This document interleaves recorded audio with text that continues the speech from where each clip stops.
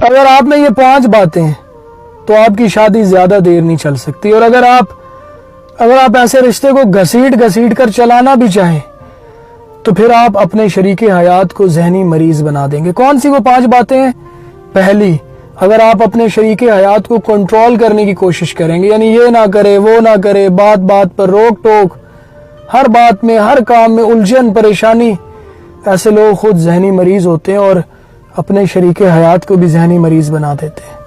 دوسری بات، اگر آپ اپنے شریک حیات کا راز نہ رکھ سکیں، وہ جو بھی بات کرے آپ سے رازدار سمجھ کر آپ سے شیئر کرے،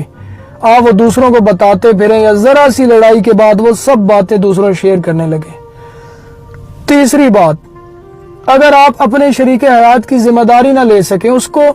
اون نہ کر سکیں، اسے آپ کے ہوتے ہوئے بھی یہ فیل آئے جیسے وہ اجنبی لوگوں کے بیچ میں رہ رہے. چوتھی بات،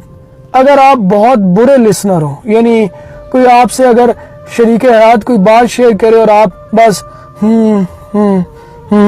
ایسے کر کے رسپونڈ کرتے رہیں، اسے نظر انداز کرتے رہیں، تو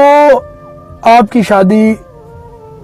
آپ کا یہ رشتے میں بگاڑ بننا شروع کر دے گی. اور پانچویں اور آخری بات، اگر آپ اپنے شریک حیات کی عزت نہ کروا سکیں، یعنی آپ کے سامنے کوئی دوسرا اس کو بے عزت کر کے چلا جائے، آپ اسے پروٹیکٹ نہ کر سکیں، آپ انصاف نہ کر سکیں، آپ اپنے شریک حیات کے لیے سٹینڈ نہ لے سکیں، پھر آپ کی شادی شدہ زندگی صرف مشکل نہیں ہوگی بلکہ دوسرا اس سب سے ذہنی مریض بن جائے گا.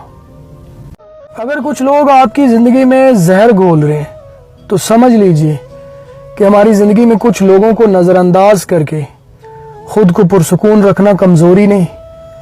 بہت بڑی سمجھداری اور دانائی کی بات ہے.